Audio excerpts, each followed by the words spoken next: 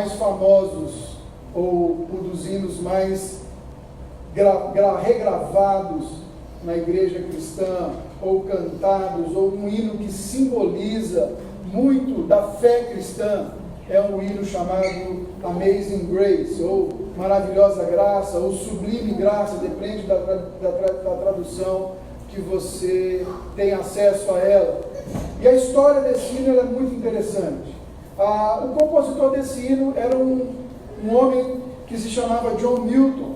Terminou sua vida como pastor, como reverendo, mas ele não começou dessa maneira. John Milton era um comandante, um marinheiro que comandava navio que fazia tráfico de escravos. O John Milton, ele ia nas colônias inglesas, ele comprava escravos, ele entrava com esses escravos no seu navio, todos eles amarrados, os colocava deitados de lado como se fossem sacos de mercadoria, e ele fazia aquilo para que coubesse o maior número de gente ou o maior número de mercadoria que podia caber no porão daquele navio, dos navios com que ele trabalhava. Você tem que saber que nessa época havia inclusive na igreja uma discussão sobre se o negro tinha alma, se o índio tinha alma. Havia um entendimento muito errado ainda por parte da igreja medieval. Isso aqui é século XVIII, nós estamos falando, ano de 1700 e alguma coisa. E esse homem, além de ser um traficante de escravos, ele também era alguém que a sua biografia diz que tinha um espírito revoltado e blasfemo. Ele era alguém, que era contra todos aqueles que se manifestavam como crentes em Cristo e crentes ou cristãos, a sua fé em Deus. E numa das suas viagens, ele tem acesso à literatura cristã, à Bíblia. E ele começa a ler a Bíblia meio que por acaso, a sua biografia vai dizer. E ali começa um processo de Deus na vida dele.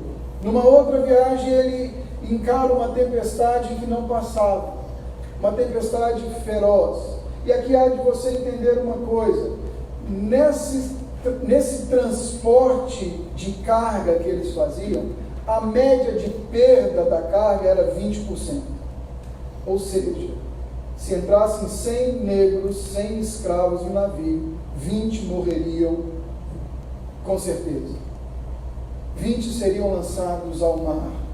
Eles vinham, checavam se ainda está respirando, não está, ou está muito debilitado, pegavam e jogavam ao mar. Era assim que funcionava. E John Milton consentia com tudo isso. E um dia, no meio de uma dessas viagens, ele encara essa forte tempestade, e na biografia dele, ele diz o seguinte: se essa tragédia não vai terminar, que o Senhor tenha misericórdia de nós. E imediatamente ele começa a pensar: que misericórdia poderá haver para mim? E aí ele chega a uma conclusão, e a conclusão que ele diz, e que ele registra é assim: eu pensei que nunca houve ou poderia haver um pecador como eu. Cheguei à conclusão de que meus pecados eram grandes demais para serem perdoados. E ali, nesse momento, ele entrega a sua vida a Cristo Jesus. Ele não deixa de traficar escravos já de cara. Quando chega na Inglaterra, ele encontra um homem chamado John Wesley, e ele começa a ouvir as pregações de John Wesley, e o Espírito Santo começa a falar ao coração dele. Ele encontra um outro homem chamado William Wilberforce. Tem um filme fabuloso chamado Uma Jornada pela Liberdade. Conta a história desse homem que queria ser pastor, queria ser um ministro do Evangelho, mas ele entende que ele seria muito mais ministro do Evangelho no parlamento inglês. Fabuloso, assistam esse filme, Uma Jornada pela Liberdade. E aí o John Milton, ele deixa o tráfico negreiro. Mas o mais importante é a conclusão que ele chegou, dele ser um homem com pecados imperdoáveis. E enquanto ele transportava os seus escravos, os escravos não podiam falar, eles apenas entoavam um lamento. E a música original de Amazing Grace é composta no ritmo, na batida do lamento que esses escravos faziam. No filme Jornada pela Liberdade, ele começa a contar para o Wilberforce, e ele diz: toda vez que eu ainda fecho os olhos, eu posso ver as suas faces. Toda vez que eu contemplo quem eu sou, eu vejo o meu pecado, e aí eu posso ver o tamanho do amor daquele que me salvou. Amazing Grace, maravilhosa graça, que som doce, que salvou um pecador como eu.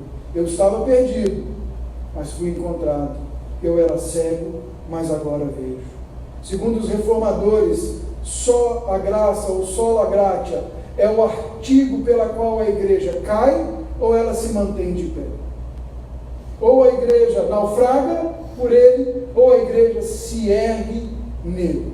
Se a igreja o negligencia, infalivelmente, ou ela está invariavelmente fadada a não perceber e afundar. Mas se a igreja o entende, ela não tem outra forma a não ser caminhar em direção àquilo que Deus tem para ela e triunfar em graça e em glória.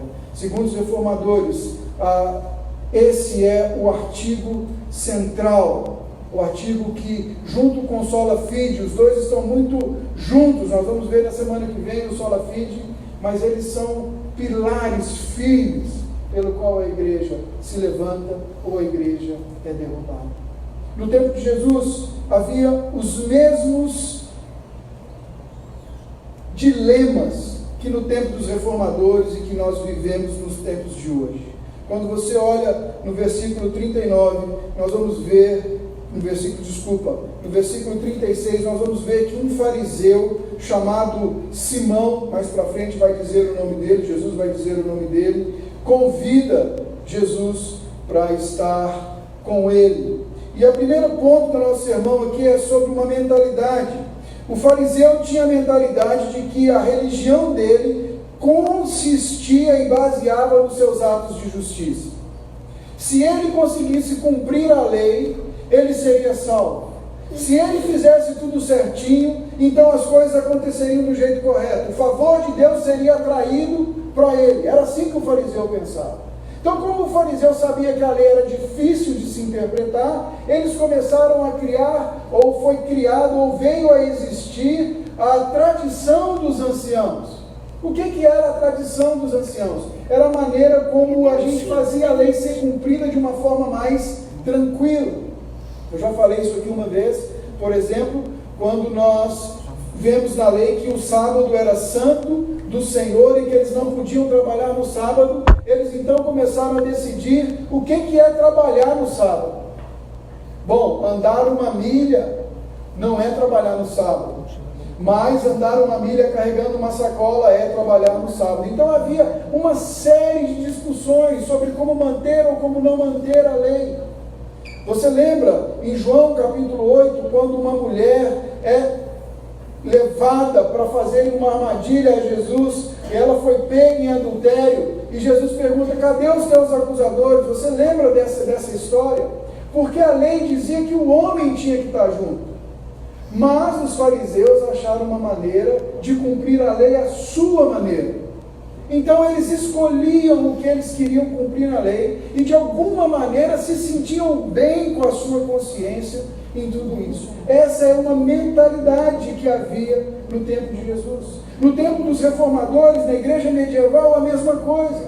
Eles foram se afastando gradativamente. Cassandro trouxe para a gente um esquemático na primeira palavra, onde algumas coisas ele foi mostrando para a gente como gradativamente essa igreja foi se desviando, ela foi se afastando, ao chegar no ponto de que eles achavam que realmente eles contribuíam para a sua salvação. Eles podiam não só contribuir para a sua salvação, mas eles podiam comprar a sua salvação. Então, se meu parente morreu, se meu irmão morreu e ele não tem Cristo Jesus, eu ia até o padre e disse: eu queria um lugar no céu para o meu parente. E ele olhar para mim e dizer assim: bom, você é meio quebrado, vamos lá, quinhentão ele está no céu, mas é quinhentão nos próximos 15 anos, tá bom? Tá bom, não gostava tanto dele, ele não vale isso tudo, mas eu vou fazer por ele. E aí eu ia lá e eu pagava e ele me dava então um certificado que o meu irmão iria para o céu.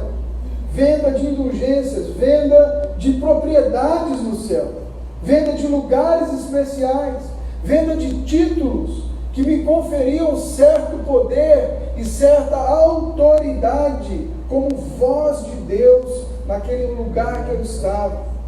De alguma maneira, na igreja medieval também havia esse entendimento, havia uma mentalidade.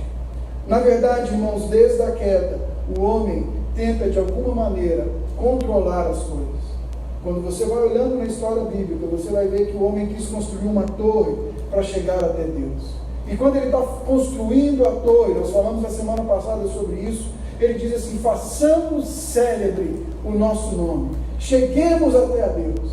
Mas isso é anterior, inclusive.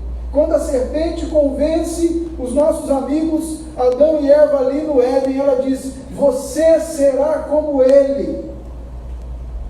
O homem quer ser como Deus, o homem quer ser Deus, o homem quer controlar as coisas. Essa mentalidade ela vem se arrastando ao longo do tempo, e a impressão que dá é que de tempo em tempo Deus vai nos trazendo de volta para o rumo, para o prumo. Ele levanta homens que nos lembram essas coisas, há um grande avivamento, há um grande retorno ao Senhor, e depois parece que a gente vai de novo acostumando, e quando vê a gente desviou de novo, a gente está longe de novo, e aí o Senhor vem de novo em nossa direção, e tenta corrigir todas essas discrepâncias, toda essa loucura que vai acontecendo na nossa caminhada.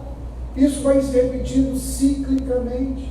E aí você vai dizer: mas pastor, isso não é atual. Irmãos, isso é extremamente atual. Porque nós ainda acreditamos que alguma coisa que nós fazemos nos faz mais aptos ou menos aptos a receber a salvação de Deus. Nos faz mais ou menos merecedores do Senhor. Nos faz mais ou menos quites com Deus, ou como nós já dissemos aqui, ter crédito com o Senhor. Eu vou orar porque essa semana eu me comportei e eu tenho um crédito com Deus. O amigo do Cassandro fazia isso lá, né, Cassandro? Vocês faziam isso? Não, vocês não, né? Só ele, né? Eu tenho crédito com Deus, eu tenho crédito com o Senhor. Eu fui numa visita, e aí estamos lá na visita, mais irmãos de outras igrejas, um irmão conduzindo o louvor, e teoricamente a pessoa pediu para que eu falasse alguma coisa, e quando eu ia falar, o irmão cantava mais uma música. Aí eu ia falar, o irmão cantava outra música. Aí eu esperei o irmão terminar o repertório dele, ele terminou, e aí eu comecei a trazer a meditação, e aí eu disse sobre: porque pela graça de Deus nós temos certeza daquele que nos salvou, nós temos certeza que nada nos tirará da mão de Cristo Jesus. João 10 eu estava falando, e aí a pessoa do louvor olhou para mim nos meus olhos e falou em alta voz assim: isso mesmo, pastor, nós estamos nos esforçando para ser salvos. Nós estamos nos esforçando para merecer a salvação. Irmãos, isso é atual. Isso acontece. Talvez você que está sentado aqui pense assim. Talvez você que está sentado aqui tenha baseado a sua fé em estruturas, por exemplo, de poder, estruturas de moralidade, estruturas de religiosidade. Quando você vai para o livro de Romanos, quando você pega os 3 primeiros capítulos de Romanos, nós vamos ver Paulo colocando abaixo todas essas estruturas. Do capítulo 1, versículo 18, até o final do capítulo 1, ele vai dizer que todos aqueles poderosos pecaram, destituídos estão entregues à sua mente, são retrógrados, têm pecados. Paulo está dizendo dos pecados da corte romana. Aqueles romanos faziam dos seus estandartes com répteis, com quadrúpedes, eles faziam dos seus estandartes os seus ídolos, eles tinham pecados de ordem moral extrema, e Paulo diz, eles foram entregues à sua própria mente. Paulo está dizendo que os poderosos e ricos daquele tempo não estavam ok com Deus. E aí alguém chega para Paulo e diz: está vendo, Paulo? Eu também não sou assim. No capítulo 2, até o versículo 1, do 1 ao 17, mais ou menos, você vai ver Paulo dizendo: pois é, mas os moralistas também não estão bem com Deus. Os moralistas também não estão ok com Deus. Porque essa mentalidade diz para mim o seguinte: eu sou ruim, mas você não viu o Gustavo. Eu sou pecador, mas você pensa num sujeito pecador que é o Gustavo. Ele é pecador. Eu usei meu próprio nome, porque depois de dar exemplo fica ruim, né? Então eu falo só Gustavo e Juliano aqui agora, tá bom? Mas se bem que entre nós tem o Ricardo. Se escapar, Ricardo, você sabe que não é pessoal, tá bom? E aí vem alguém e fala para Paulo: Paulo, eu não sou dos poderosos e não sou moralista porque eu sou religioso. No capítulo 3, do 1 até o 18, ele vai dizer: você também não está ok com Deus. E ele vai levar a entender que todos nós pecamos e fomos destituídos da graça de Deus. Nós todos pecamos e não há nada que eu e você possamos fazer. Olha para mim, irmãos. Hoje eu conversava com meu irmão está aqui em Foz, veio fazer uma escala, e ele estava me dizendo de uma série nova que ele está assistindo, fabulosa. E aí eu não vou te falar porque a série é ruim, não vou te falar o nome da série. Mas em outras palavras, a gente começou a conversar e eu disse para ele: Pedro, sabe qual a mentalidade por trás disso aqui? É que o mal não é tão mal, é que o mal não é tão ruim, é que o mal é fruto do meio. Que o homem nasce essencialmente bom, mas o meio o corrompe. Mas se você vem para as páginas da Bíblia, ela vai dizer, Jesus vai dizer o seguinte: não é o que entra, é o que sai. Se vocês, Jesus vai dizer assim, se vocês que são maus, sabem dar coisas boas a seus filhos, a queda nos corrompeu. Não é só o ambiente que nos corrompe. O ambiente se a gente como igreja mudar o ambiente, glória a Deus, muita coisa vai ser transformada, mas as pessoas só vão ser transformadas quando além do ambiente externo, o ambiente do coração for transformado, e isso é só a graça de Deus que faz. Isso é só o Espírito Santo de Deus que faz. Não é mais educação, não é mais saúde, não é mais saneamento, tudo isso ajuda demais, entendam bem. O cara amanhã sai falando: tá vendo? O pastor falou lá que não adianta nada disso, nem vou mais para a escola, né? Os adolescentes falam: não vou para a escola, o pastor falou que estou vendo no meu coração, na minha cabeça, então eu não vou para a escola mais. Mas não é isso que eu estou dizendo. Essa mentalidade do favor está muito forte em nós. E eu coloquei aqui pelo menos cinco questões para você pensar, como evidência de que nós negligenciamos a doutrina da graça algumas vezes. Você acha que você merece bênçãos especiais quando faz tudo certinho diante de Deus? Se você acha isso, você está negligenciando a doutrina da graça. Você pensa que por causa de fazer tudo certo e andar corretamente, você, além de estar precisando de bênção, você precisa ser premiado? Você acha que você merece um prêmio porque você fez tudo certo essa semana? Vim no culto de quarta-feira. Senhor, o Senhor precisa me abençoar hoje porque eu vim no culto de quarta-feira. Você levanta na quinta já se sentindo o cara mais santo do planeta, porque você orou no culto de quarta-feira. Oh Deus, aleluia. Eu vim de manhã e vim de noite na igreja. Hoje eu estou, essa semana vai arrebentar. Você atribui coisas boas que acontecem a você a seu esforço somente e porque você agiu bem? Se você faz isso, você está negligenciando a graça. Você acha que Deus vai te punir porque faz coisas erradas? Você acha que Deus vai te punir porque você pecou? Porque você errou?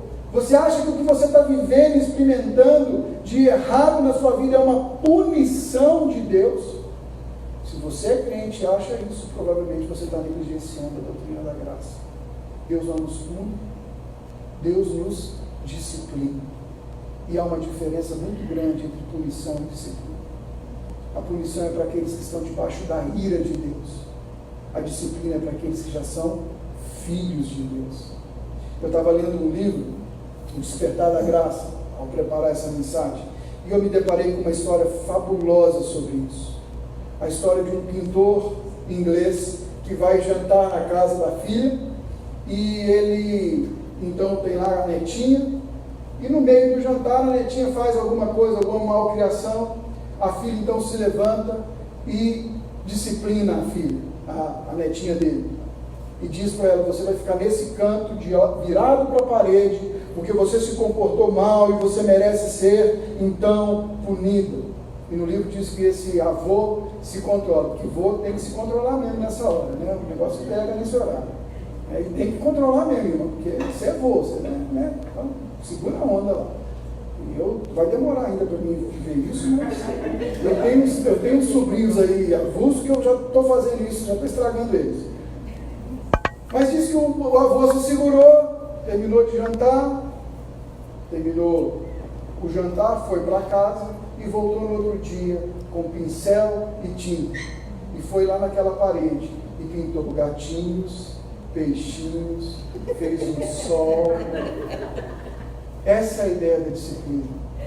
Nós vamos estar no cantinho, mas o Senhor está produzindo algo em nós. É isso que a graça faz. Se você acha que o que você está vivendo é Deus te punindo por coisa errada, porque a gente tem essa mania de dizer que Deus está pesando a mão em punição para nós. Talvez você esteja negligenciando ou não entendeu bem a doutrina da graça. O quinto ponto: você se indigna quando está fazendo tudo certo e as coisas vão mal? Você já se perguntou? Mas eu estou andando certinho, estou dando dízimo, estou indo na igreja, até no culto de oração da quarta-feira eu estou indo. Eu leio a Bíblia agora, leio um versículo por dia da Bíblia, assisto todos os programas televisivos de pastor, os bons e os ruins, eu assisto tudo eles lá. E não dá certo. Agora pior, você se indigna mais ainda quando você está fazendo tudo certinho e está indo mal, e para aquele seu amigo picareta as coisas estão dando certo. Sabe aquela coisa que você fala assim: mas Jesus, já te contei a história de eu e da Júlia andando, que eu joguei ela para o meio do mato lá em Maringá, porque uma moto quase atropelou a gente, o cara bêbado vindo da gandaia, eu subindo, indo para o evangelismo, a moto vem, desgovernada, eu jogo a Juliana com um vestido novo, o único que ela tinha novo, foi por dentro do mato, grávida, volta cuspindo marimbondo, folha, né? E eu olho e falo assim: Senhor, não precisa matar não, mas só um tombo.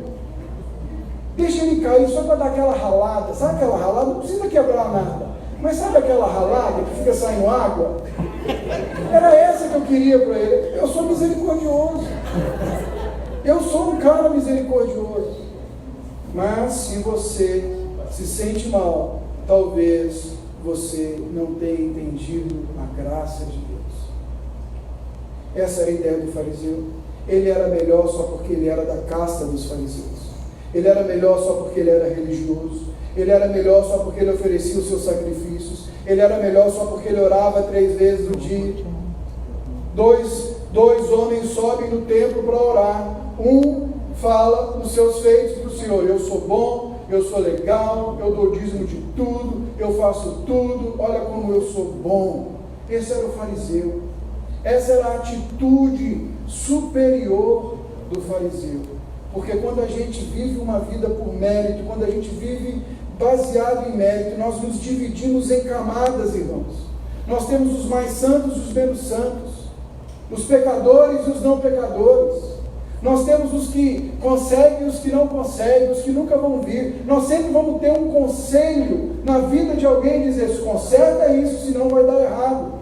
É igual um movimento que houve no Brasil no final da década de 80 e na década de 90, que dizia: se você está doente, tem algo errado com a sua vida, vá consertar. E se não resolveu, dê uma oferta. E se não resolveu, aí, meu amigo, o bicho está feio para o seu lado. Mas vários expoentes dessa doutrina, vários deles, foram se tratar fora do Brasil. Por quê? Como é que eles iriam explicar? Se nem eles não tinham pecado, mas agora estão com câncer, o que ele vai fazer? vai tratar fora. Vai tratar fora. Esse é o problema da relação com o mérito. Olha o versículo 44, a parte A. Depois de Jesus falar, ele olha para Simão e pergunta assim: Simão, você vê essa mulher? Olha essa pergunta de Jesus. Vê esta mulher? Não, Simão não via a mulher, porque Simão se referiu a ela, se ele soubesse quem o tocou, a pecadora. É isso que o mérito faz conosco. Em algum momento, porque a gente anda direitinho, nós somos mais aceitos por Deus, e quem não anda é menos aceito por Deus. Vê essa mulher? Não, Simão, você não vê essa mulher. Você vê o pecado dela, você vê o comportamento dela, você vê que ela é pecadora, só isso. Você vê alguém que não é mais dotado de humanidade, você vê alguém e a define pelo seu comportamento. Você quer saber se você vive por mérito?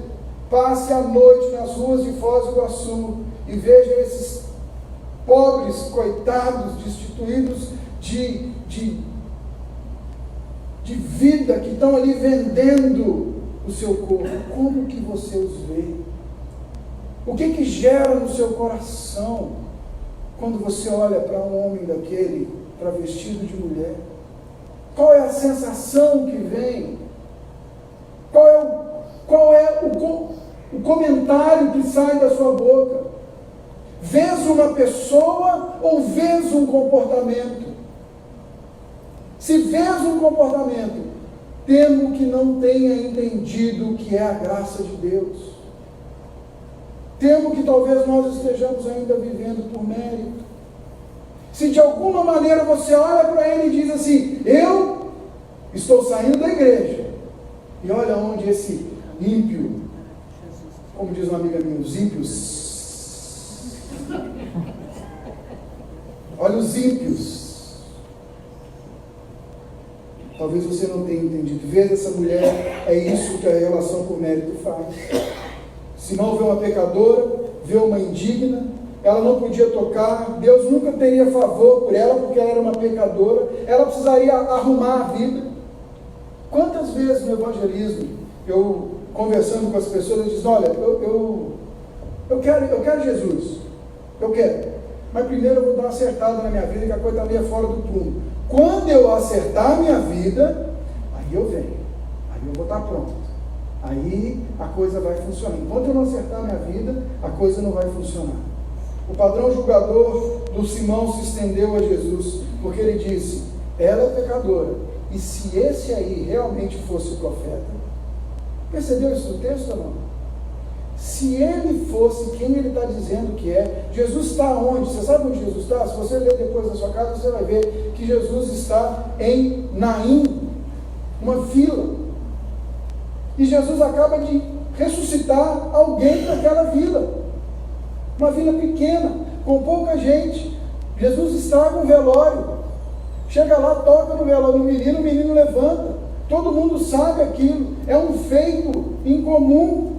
Mas o pecador do Simão, ou melhor, o santo do Simão, disse: se ele fosse quem ele realmente é, ele saberia quem realmente o está tocando. Nós, com um comportamento julgador, irmãos, temo que muitas vezes temos impedido as pessoas de chegar até Cristo Jesus. Eu vou repetir.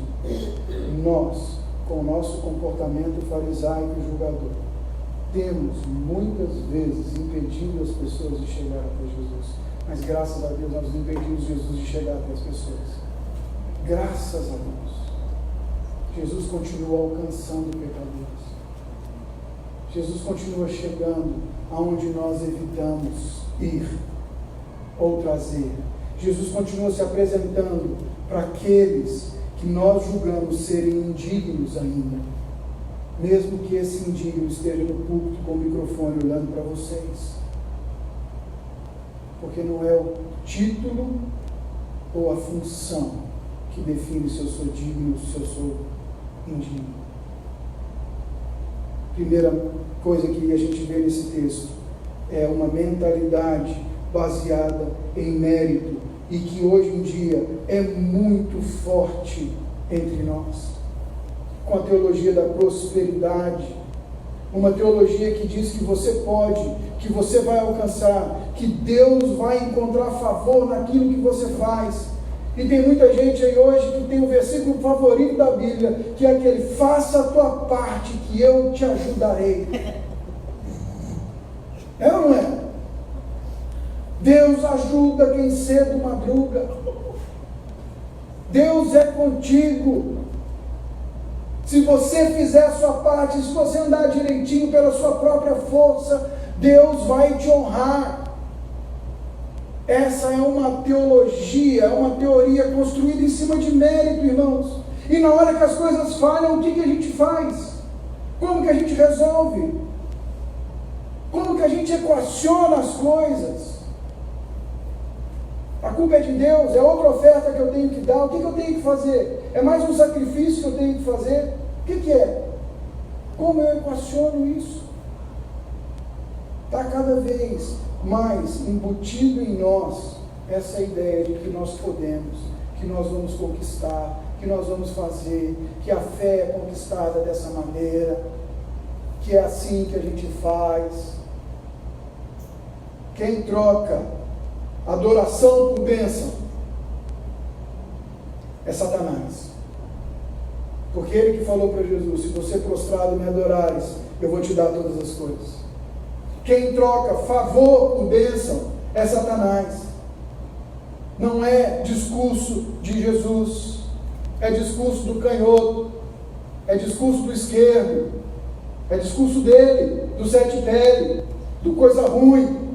É ele que faz isso. Mas nós estamos aqui, domingo após domingo, em várias comunidades, e às vezes até na nossa comunidade, trocando, achando que vamos sair daqui mais merecedores do favor de Deus, porque eu poderia ficar em casa hoje nessa chuva, ligar a lareira, tomar uma sopa, porque choveu, né? Ficou frio. Mas eu vim, e o Senhor há de me abençoar. Simão falhou, irmãos, nas coisas mais básicas da lei cerimonial. Calcula da lei mesmo. Olha o que Jesus vai dizer para ele: Simão, eu entrei e você não me deu água para os meus pés. Você não fez o básico, Simão. Você não fez o dever de casa. Você não me saudou com o beijo de boas-vindas, Simão. Você, Simão, sequer pegou o azeite de oliva Maria que está na sua mesa, aquele da lata, que custa R$ 2,50, Simão. Passou no dedo e passou e me ungiu. Simão, você não fez o básico do básico para receber um convidado ilustre. Simão, eu estar na sua casa, para você é ostentação. Esse é o que o mérito faz conosco, que essa mentalidade faz conosco. Nós queremos ostentar a nossa pseudo-santidade. O Champlin vai dizer o seguinte: Jesus deixou subentendido que o convite do fariseu equivalia a um pouco mais que um motivo para a sua própria ostentação, a aparência. Então, irmãos, essa mentalidade existe, essa mentalidade está aí, essa mentalidade nos afeta, essa mentalidade nos persegue, essa mentalidade nos flerta conosco e talvez nós flertemos com ela, e a gente precisa entender e aprender que se nós dermos vazão a ela, nós não entenderemos, e aí sim, sola gratia é aquele fundamento pelo qual a igreja cai ou se levanta. Cairemos ao não entender a graça de Deus, cairemos na nossa relação com o Senhor, cairemos na nossa luta contra o pecado, nunca conseguiremos lutar contra o pecado, porque vamos tentar lutar contra o pecado de forma humana, de forma manual, de forma dos nossos achômetros, das nossas fórmulas mirabolantes. E Paulo, ao escrever aos Colossenses, eles dizem: vocês são cheios de regrinhas, não toque, não prove, não vá, não pise na grama. Mas nenhuma dessas regrinhas, não pise na grama não está no texto, é a minha versão, tá? Nenhuma dessas regrinhas vai manter vocês longe da sensualidade, que é um pecado do coração, que se vence aqui dentro. Porque não é externo. a vencer o pecado em terra.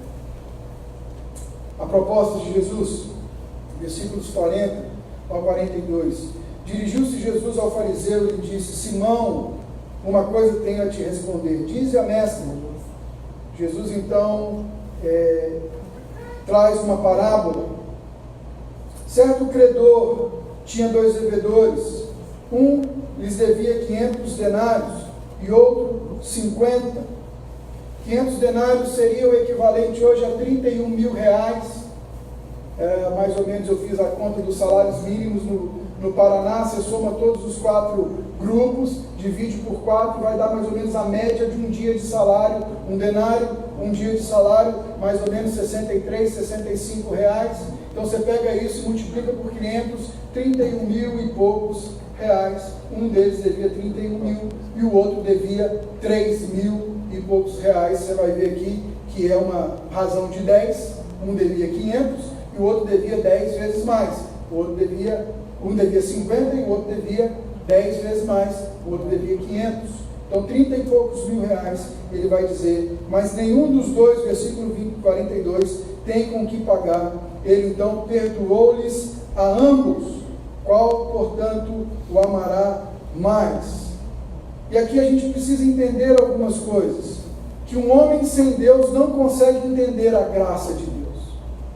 O homem, quando ele não tem o Senhor, ele não consegue, se não for pelo Senhor revelado, ele não consegue entender a graça de Deus. Pois o homem sem Deus, a sua medida é ele mesmo. Fariseu Simão era a medida, antes de tudo isso, da proposta de Jesus. As ações dele é que eram a medida. Jesus propõe para ele agora uma parábola onde alguém perdoa algo inconcebível. Irmãos, a gente perdoa qualquer coisa, mas mexeu com dinheiro a coisa é um pouco mais complicada. Nós falamos hoje de manhã sobre infidelidade financeira na nossa escola bíblica dominical, no sentido do casamento, do matrimônio. Nós temos visto tudo isso, então era inconcebível alguém perdoar tanto assim, porque nenhum dos dois teria com que pagar. Todos os dois, quem devia 3 ou quem devia 30, seriam servos daquele a quem eles deviam. Iriam ser vendidos e trabalhariam para eles.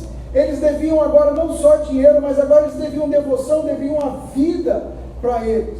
Mas a proposta de Jesus é que eles foram ambos perdoados. Ambos perdoados. E aqui é o primeiro ponto que eu quero entender e eu quero colocar para você, é que você e eu, nós só conseguimos entender a graça quando nós compreendemos a nossa miséria. Assim como o autor do hino, que chegou num dia e disse: não pode haver perdão para um pecador como eu. Jesus está propondo para ele que não era uma pecadora que tinha diante dele ali, mas eram 2. Tem 2 pecadores aqui. E Simão, enquanto você não entender a miséria do seu coração, enquanto você não entender que as suas teorias e as suas ideologias não vão te salvar, enquanto você entender que o seu comportar direitinho não é o fator de salvar, você deve tanto quanto ela. Você pode dizer, Simão, que você é o pecador que deve 3 mil. Já pensou que legal? Os 2 não tem como pagar. Você é qual? Eu devo 31 mil. Rapaz, eu não estou tão ruim quanto você, eu devo só 3 mil. Pô, que bom, você tem como pagar? Não. Qual que é a diferença? Qual que é a diferença? Se você não tem como pagar 50 e o outro não tem que pagar como pagar 500, qual que é a diferença? Ah, Gustavo, é mais fácil eu conseguir 50 reais emprestado, é mais difícil 500, então você agora deve 100 e não tem como pagar 100. E em breve você deverá os mesmos 500 e não tem como pagar. Há 2 pecadores. Se você não entender a sua miséria, se você não entender, nós só vamos compreender a graça quando entendemos a nossa miséria. Os 2 iam ser vendidos, os 2 sofreriam a punição, os 2 não tinham como pagar. O oposto de graça, irmãos, não é misericórdia, mas o oposto de graça é merecimento. Toda vez que a gente acha que merece, nós estamos nos opondo à graça de Deus, nos opondo a essa graça do Senhor, que é de certa forma escandalosa para quem pensa como Simão, para quem pensa como os tempos modernos de hoje. Ela é inconcebível. Quando nós falamos de que não é nada que eu faço que muda as coisas, o nosso lado moralista torce o bigode. E talvez a primeira pergunta é: então quer dizer que agora pode viver de qualquer jeito? Agora é a festa? Tudo pode agora então? Nós temos essa tendência de ir sempre para o extremo. A gente sempre está no extremo. Mas a gente vai ver aqui durante a palavra que não é bem assim que a coisa acontece. A graça de Deus ela é escandalosa, irmãos, porque ela é gratuita. Nada que fazemos nos torna mais ou menos merecedores dela. Nada que você faz te torna mais merecedor da graça de Deus ou menos merecedor da graça de Deus. Uma das minhas filhas, não posso falar qual é, tinha intolerância à lactose. Bebezinho, pequenininho. E um dia, numa madrugada, fui trocar e eu achei que ela tinha explodido. Porque vazou a fralda. Toda. Do tornozelo à moleira. Eu não sei como ela conseguiu fazer assim, mas fez. E aí eu olhei para ela e disse: não te amo mais. Fique aí e morra. Foi isso que eu fiz?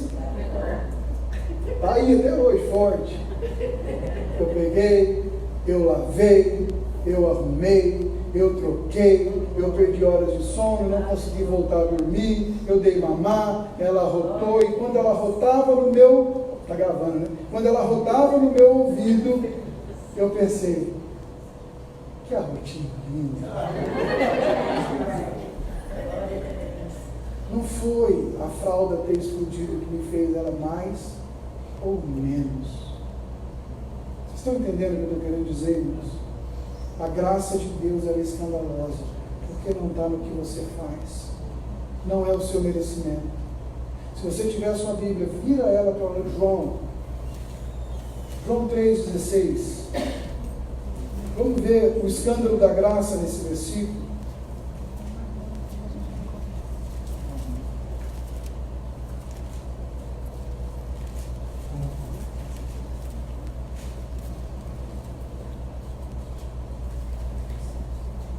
Eu sei que você não precisa, você já conhece o versículo, mas ele diz o seguinte: Deus amou o mundo de tal maneira que deu.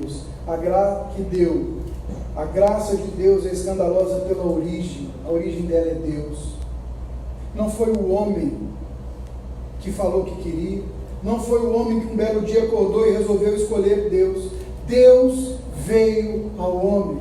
Do Gênesis 3 a Apocalipse 22, Deus continua vindo ao homem.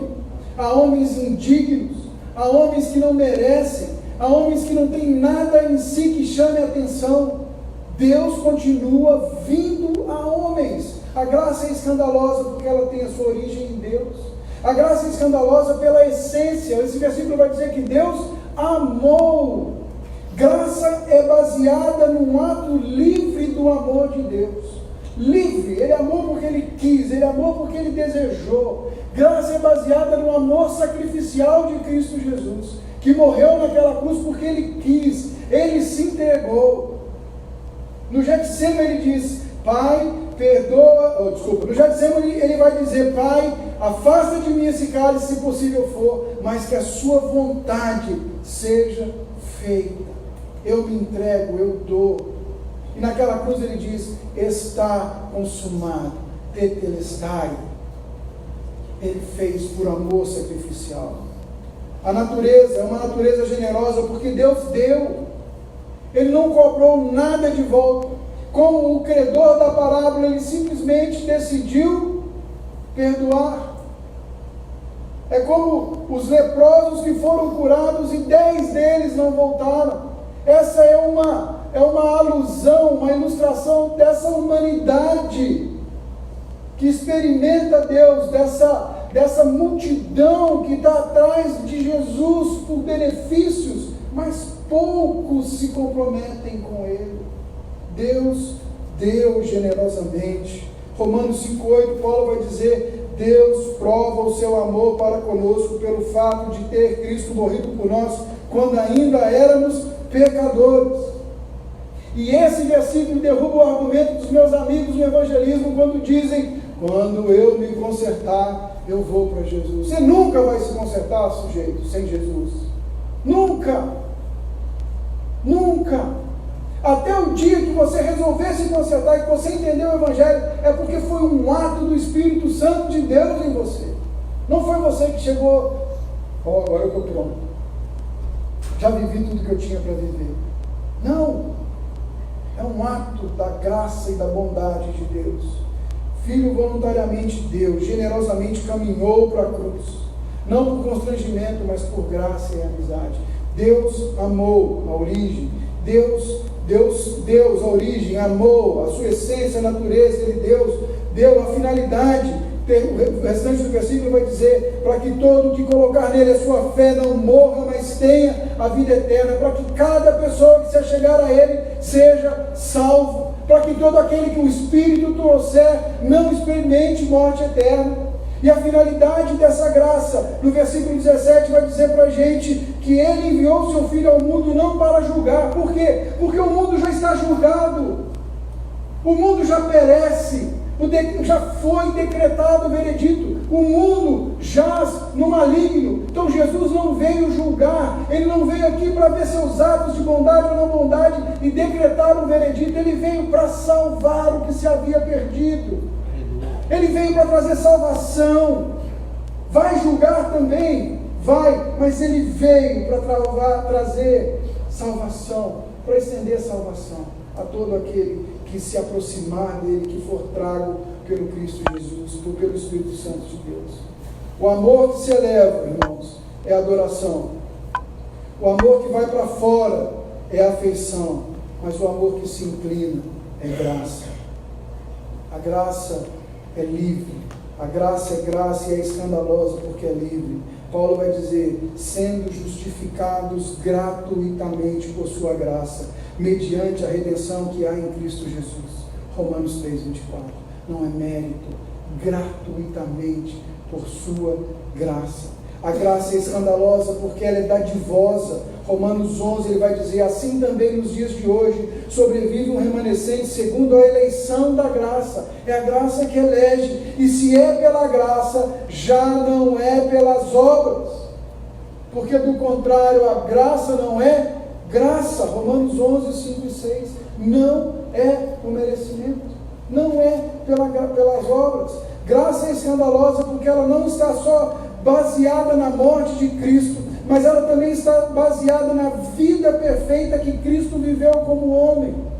E essa vida perfeita que Cristo viveu como homem imputa justiça a mim. 2 Coríntios 5,21, Paulo vai dizer: aquele que não conheceu o pecado, Deus o fez pecado por nós, para que nele, em Cristo Jesus, fôssemos feitos justiça de Deus, pela vida do Cordeiro. Por isso que ela é escandalosa, ela é graça, porque alguém que não tinha dolo, alguém que não tinha pecado, disse: eu vou morrer no lugar desse, eu vou substituí-lo, ponha na minha conta os pecados dele.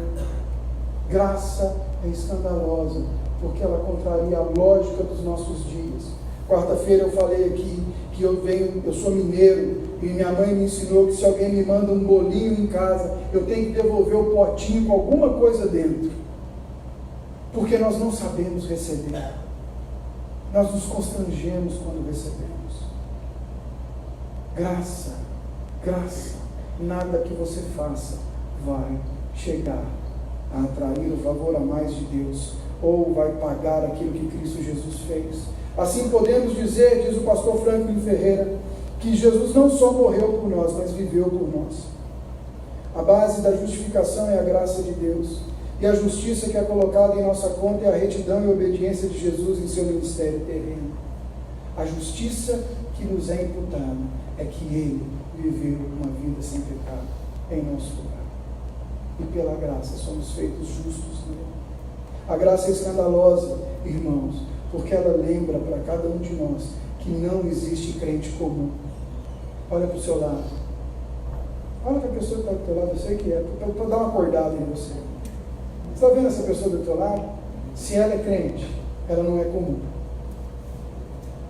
Efésios 2, 5 e 6 vai dizer: estando nós mortos nas nossas transgressões, nos deu vida juntamente com Cristo. Pela graça, vocês são salvos. Agora vem a parte mais massa, que não nos faz mais comuns. E juntamente com Ele nos ressuscitou. E com Ele nos fez assentar nas regiões celestiais em Cristo Jesus. Não é quando você morrer, é agora. Você está salvo agora. Salvação não é para depois. Salvação não é pós-vida. Salvação é agora. Pela graça. Quando você for falar de um crente, lembre-se disso, ele está assentado com Deus nas regiões celestiais. Ele está sentado com Jesus nas regiões celestiais. A graça é escandalosa. Não se entende a graça com a mentalidade humana. Não se entende a graça. Não se entende a graça enquanto não se reconhece a sua miséria. Se você não reconheceu a sua miséria, temo te dizer que talvez você não entendeu, não experimentou a graça e está vivendo e caminhando uma vida religiosa. Porque agora vem a reação à proposta de Jesus. Volta lá para Lucas 7. Uma mulher que entra na casa e se joga aos pés de Jesus. Uma prostituta, uma pecadora, uma adulta, alguém com um estigma, alguém com uma etiqueta, alguém bem conhecida das pessoas ao redor, dos homens ao redor. Talvez o fariseu, ao dizer, se soubesse quem era, porque ele sabia quem era. Talvez já tinha experimentado dos seus serviços, talvez já tinha se deitado com ela. Mas Jesus olha para ela no versículo 48 e disse assim: então disse a mulher: perdoados estão os teus pecados. Repita essa frase, leia ela em voz baixa para você mesmo. Perdoados estão os teus pecados. Tenta sentir a profundidade dessa declaração. Tenta entender o que isso quer dizer para aquela mulher. Tenta imaginar essa cena.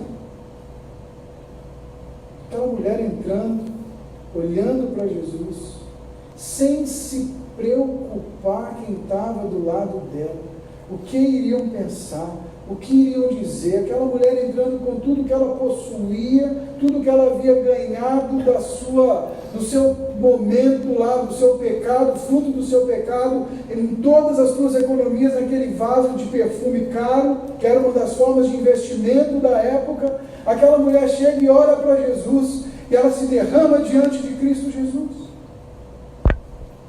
Ela não só lava os pés de Jesus com as suas lágrimas, ela beija os pés de Cristo Jesus. E enquanto eu meditava nisso, irmãos, eu comecei a pensar que quando olhava para esse texto, sempre vi uma mulher pecadora, aonde a margem das lágrimas era só por causa do pecado. Mas ontem, ao olhar para esse texto, eu percebi que parte dessas lágrimas pode ser porque na hora que ela olhou para aquele homem, ela percebeu a sua miséria, mas ela sentiu que os pecados dela estavam sendo retirados dela, irmãos.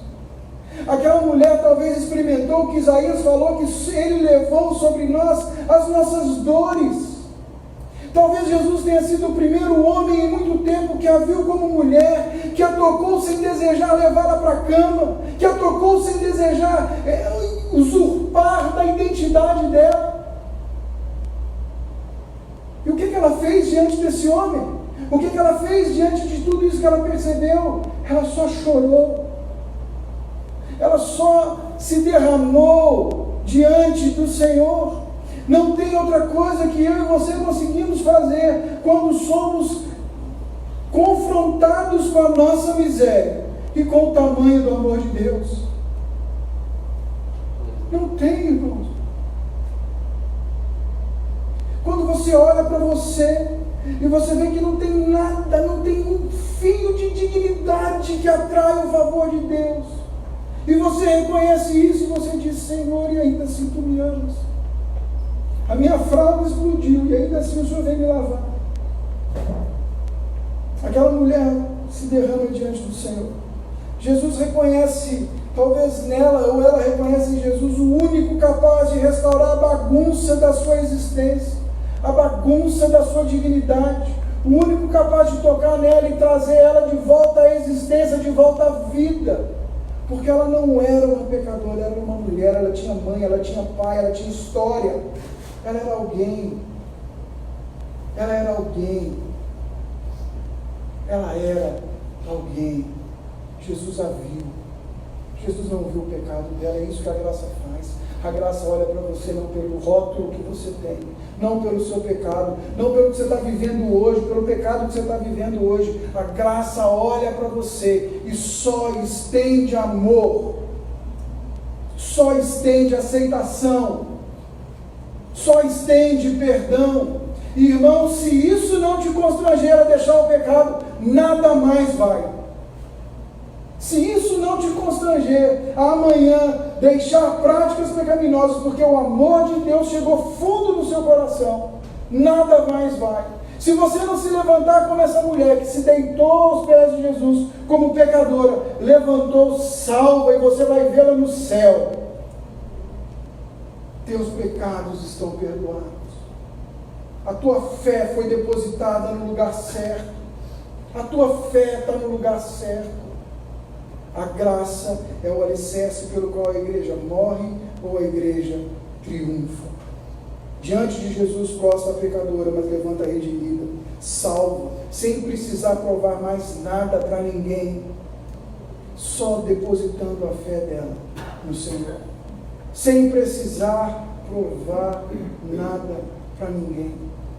E eu sei que talvez o nosso lado moralista vai torcer o bigode e vai dizer: então pode andar de qualquer jeito. Olha o que a graça faz, que Paulo vai falar para Tito. Ele vai dizer que a graça de Deus se manifestou salvadora, ensinando-nos, Tito 2,11, educando-nos, enquanto caminhamos com a graça, na graça, em graça, diante do nosso Senhor, nós vamos sendo educados, convencidos pelo Espírito e abandonando os nossos pecados.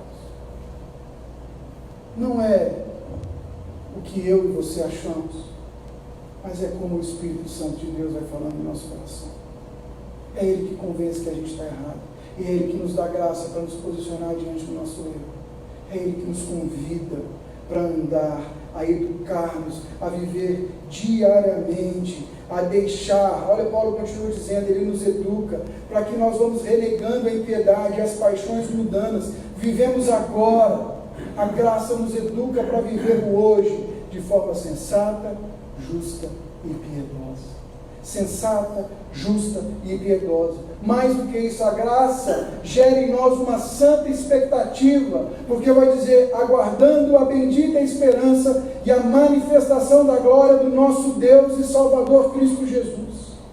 Nós aguardamos na esperança do dia que veremos o Senhor, Cristo Jesus, que se deu por nós. Irmãos, a graça nos lembra que o sacrifício de Cristo Jesus foi por cada um de nós, ainda quando pecadores. E eu quero encerrar te convidando a refletir um pouco nisso. Qual o impacto da certeza de que só o amor de Deus, só a graça, qual o impacto disso na sua vida amanhã? O que você vai fazer com essa informação? Talvez você ainda acredite que você pode atrair o favor de Deus, mas qual o impacto dessa verdade aqui para você amanhã? Qual o impacto que isso vai ter na sua vida de oração e de adoração? Qual o impacto disso no seu culto a Deus, no seu lugar fechado, no seu lugar secreto. Como que essa verdade vai transformar a sua vida? Se você estivesse ouvindo hoje essa parábola da boca de Jesus, você é Simão ou você é a pecadora? Onde você está? Porque se em algum momento você ainda acha que você é Simão, você não entendeu o São José. E você precisa amar mais.